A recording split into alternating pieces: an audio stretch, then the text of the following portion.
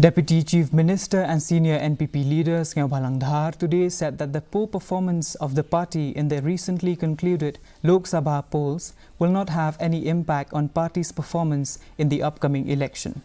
Downplaying the NPP's poor performance, he said that the party will bounce back and do well in the upcoming election which are scheduled in the state.